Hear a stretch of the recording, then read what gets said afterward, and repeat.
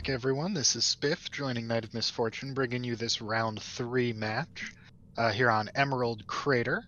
And Knight, why don't you introduce our first player for us? First player in the top of the map, we have our blue Cyber Commander opening up with one air factory thus far. It is Unknowndesire. And who is he playing, Spiff?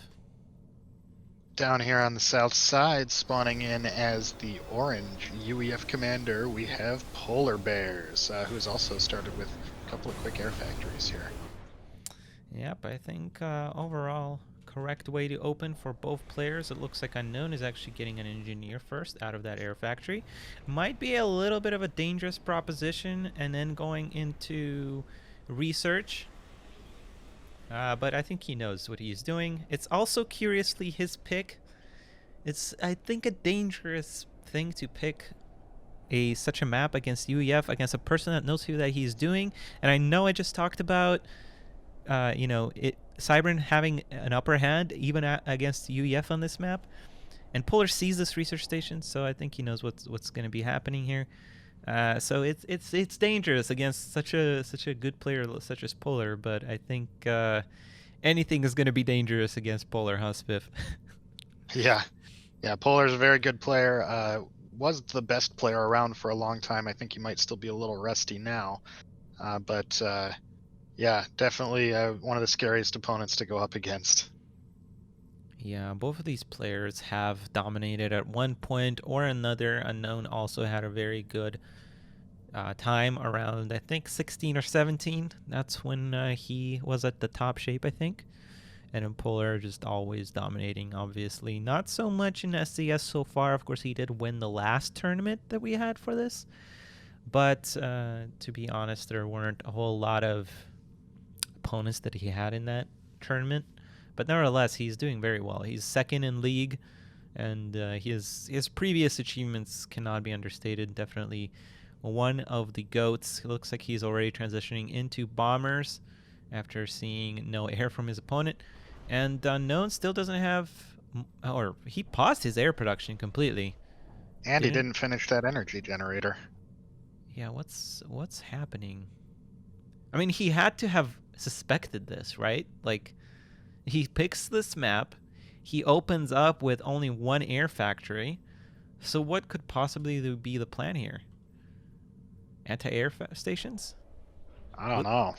It looks like his plan is to try and spread around the map as much as possible. Anti-air tower also coming up in a very, very awkward position. Focusing down a wasp. That's unfortunate. Refocus to a bomber now and does manage to take one down. Still only one plane on the map for Unknown, though. He's going to use it to scout, looks like. Oh, no, he's going to try and pick off a wasp, but that's not a favorable fight for a Gemini. Oh, it does get back, though. Fantastic engagement, but this other wasp that's coming up is going to get the good engagement on. Did you see that somersault it pulled? Oh, but gonna get picked off here by two wasps now. But good trade, I would say. Good trade. There is no anti-air upgrade on this, though. It's not really good. Interesting build so far by Unknown. He's definitely spreading around very nicely, but it's getting kind of dicey with so many planes coming out on the field. But of course, Polar, the one downside of playing UEF is that you can't efficiently, well, I don't know about efficiently, but you can't really make both bombing and anti-air at the same time. That's the downside of having a dedicated bomber and a dedicated interceptor. Now flying over some anti-air here. I mean, Polar can just engage this and just win air again. There's only two freaking Geminis there. Another anti-air tower coming out, though. Man, there's a lot of anti-air going down across the field here. Yeah, this is definitely... If you guys were wondering how the heck does Cybern win on this map against UEF, Unknown is doing it right now, kind of. I mean, I've seen similar things that work really well on open palms, where, but I mean that map is much closer together. It's a lot easier to cover your mass extractors with just one or two air towers. But similar sort of strategy, just expand like crazy, get those anti-air towers down, and as long as your opponent's not pushing you on land, which is a lot more of a sure thing on this map, you can get a huge economy and then just start pushing out lots of units or megas or whatever. Well, the thing is with this map is that it's super big. So when you send you have to send a bunch of engineers out to each side. And basically the opponent's air can't be everywhere. And they take a while to fly across map. I think it's probably 3 times as long as open palms in terms of that. Not only that, but you don't have radar coverage, so you don't know exactly where your opponent is prioritizing. And what you do is actually prioritize the other side, and you kind of saw Unknown doing that, where Polar was up towards the top left, and he was trying to build on the right side primarily. Of course, he did spread to the left, but I feel like he just prioritized that right side a little bit more. And that is how you do it. You establish a base, you start adapter production, which is what he's doing now. The most dangerous thing that's going to be coming his way here is, of course, those AC-1Ks, which are perfectly balanced. And that's going to be the hardest thing to deal with. So I'm expecting to see not just a lot of adapters and a lot of anti-air in general. I'm also expecting to see a lot of air factories probably going down. Although maybe land factories will be fine too. There's a lot of air coming out for Polar here, and Unknown's ACU is actually kind of in a tricky spot here. There isn't a lot of anti-air where he's at, and honestly, Polar might just do a lot of damage here. Yeah, it's getting to be a lot of bombers. Yeah, there are engineers here to start rebuilding as well. Adapter's probably going to be brought up a little bit closer. Maybe a control K on this mass extractor? No control K on the mass extractor. So Polar's going to get research, which you don't really want to give your opponent when he is probably going to go gunships at the very least. Probably AC-1Ks. That's just the natural progression that I've seen from I don't think players. I don't think we'll see gunships against Cybran though. Oh yeah, that's true. Yeah, not against Cybran. Yeah, so AC-1Ks but AC-1Ks are better, though. definitely, yeah. You can micro pretty decently with AC-1Ks. I'd say that'd be the default choice for a UEF who has 1 air. I was gonna say nice spread, but that adapter was pretty close to that anti-air tower. But overall, not terrible. His adapters are pretty well spread. And now tower goes right back up. Polar's just gonna go for the main base, which is I think what he has to do here. That's definitely the correct thing here. And there isn't a whole lot of anti-air. Well, now there's anti-air being built. Is there a shield generator being built? I think that's a shield generator.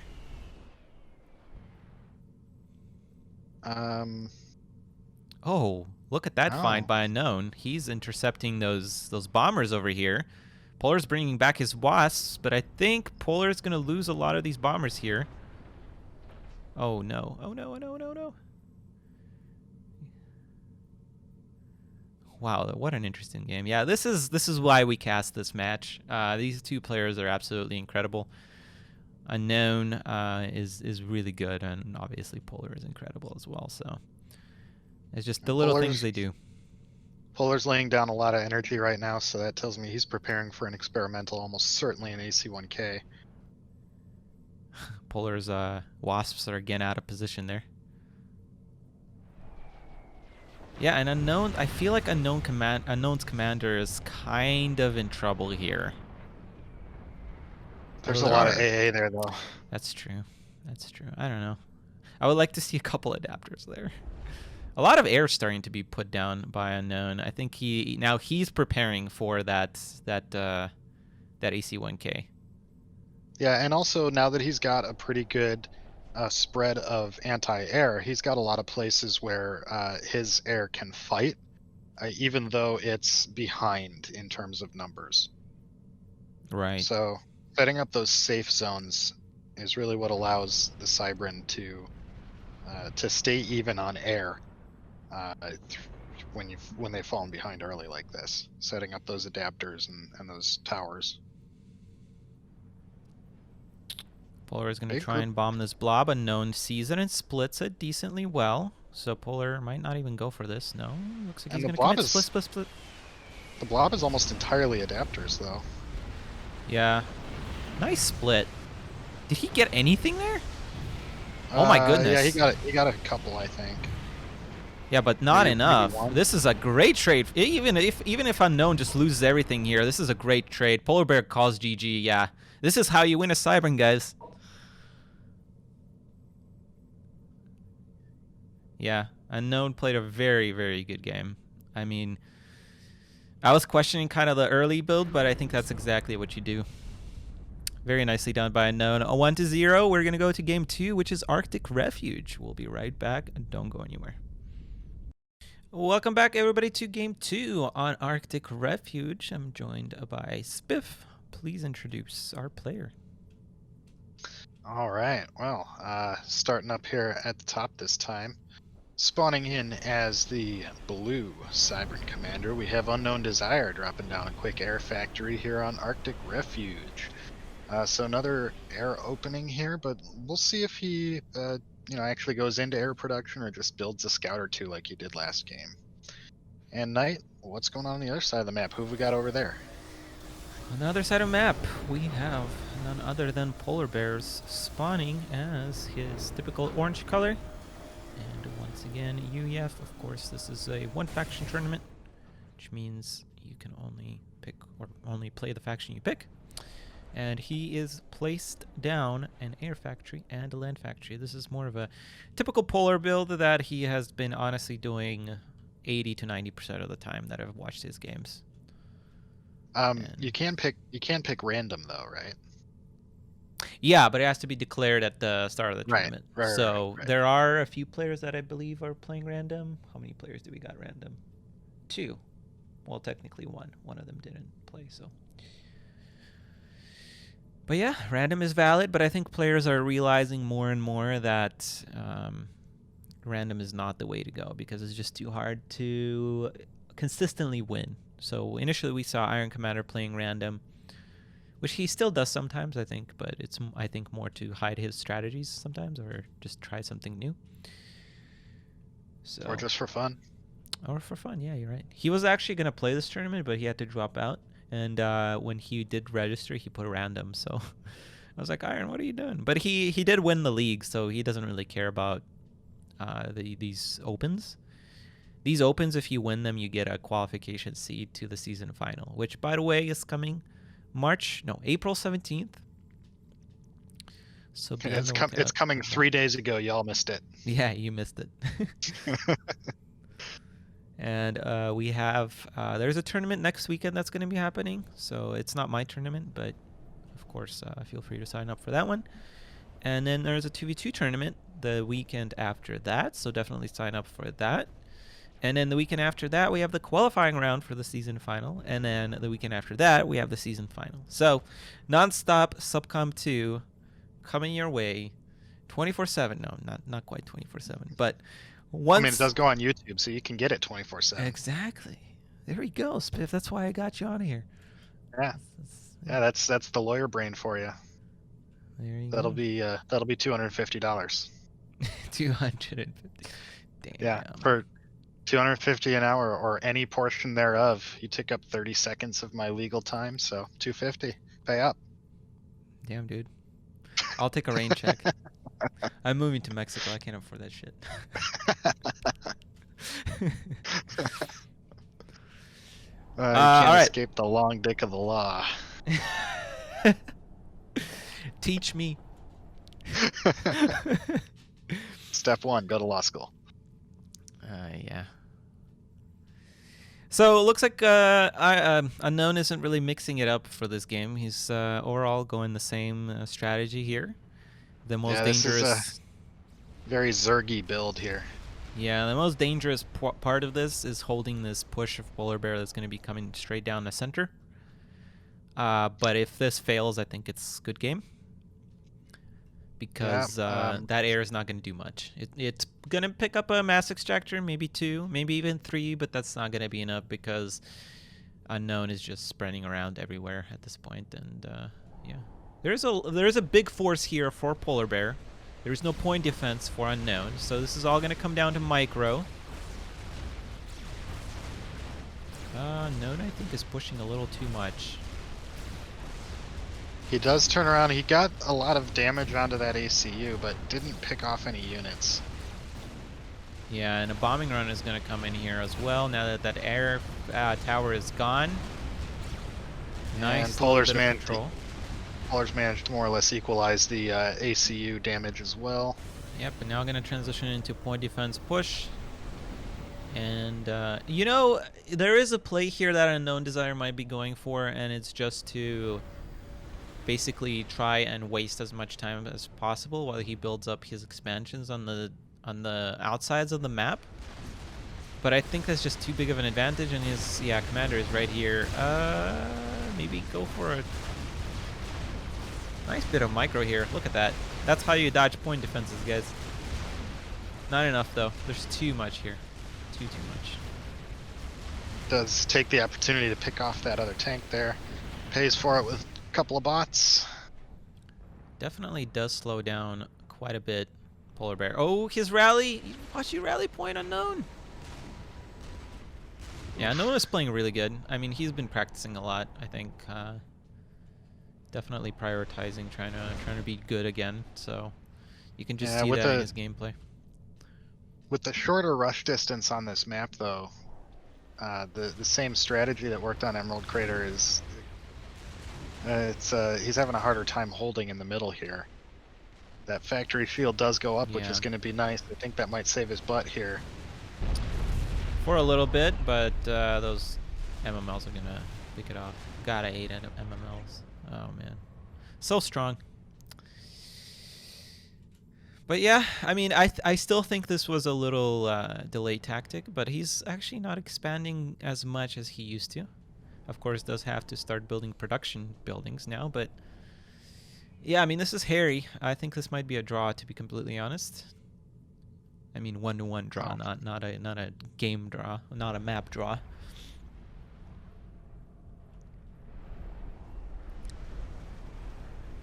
Well, these are two of the top players, and it's going to be a close match either way.